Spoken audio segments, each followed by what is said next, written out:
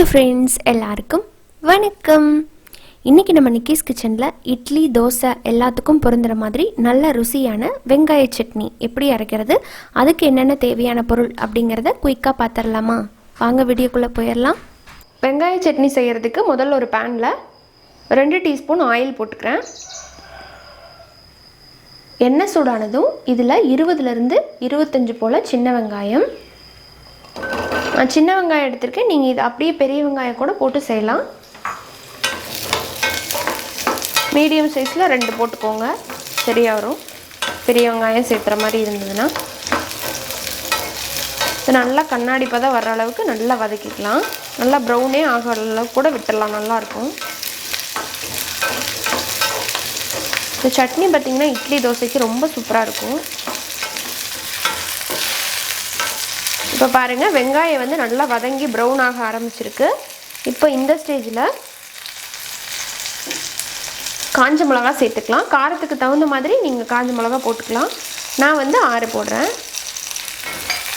போட்டு ஒரு பரட்டினதுக்கப்புறமா இதில் 1 டீஸ்பூன் மல்லி சேர்த்துக்கலாம். கூடவே ஒரு 5-6 போல் பூண்டு, அப்புறமா கொஞ்சமாக புளி,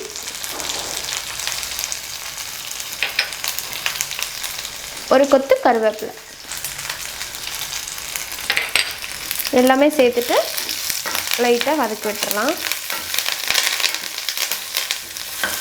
இந்த பூண்டு லேசாக வதங்கணும். ஒரு 2 நிமிஷம் மட்டும் வதக்கிட்டு நம்ம ஸ்டவ் ஆஃப் பண்ணிட வேண்டியதான். ஓகே, இப்போ இது சரியாக இருக்கும். நான் வந்து ஸ்டவ் ஆஃப் பண்ணிக்கிறேன். இது ஆறுனதுக்கப்புறமா தேவையான அளவுக்கு உப்பு சேர்த்து இதை அரைச்சிட்டு வந்துடலாம். இப்போ அடுத்ததாக சட்னியை தாளிச்சிடலாம். அதுக்கு ஒரு தாளிப்பு கரண்டியில் 1 டேபிள் ஸ்பூன்லேருந்து 2 டேபிள் ஸ்பூன் வரைக்கும் நல்லெண்ணெய் சேர்த்துக்கலாம். இதில் 1 டீஸ்பூன் கடுகு போடுறேன்.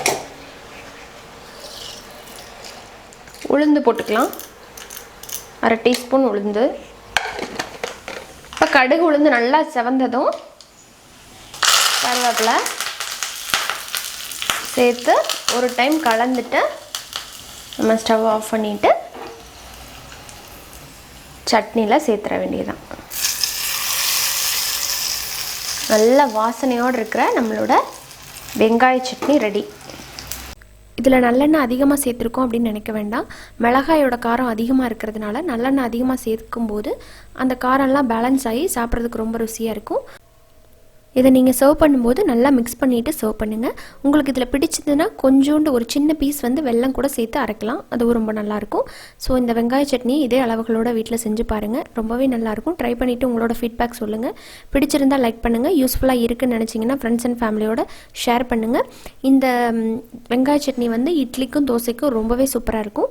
ஸோ மறக்காமல் நம்ம சேனல் நிக்கிஸ் கிச்சனை சப்ஸ்கிரைப் பண்ணிவிட்டு கூட இருக்கிற பெல் சிம்பிளை அழுத்தி விட்டுருங்க. அப்போ தான் நான் இனிமேல் போடுற வீடியோஸோட அப்டேட் உங்களுக்கு உடனே ஒரு நோட்டிஃபிகேஷனாக கிடைக்கும்.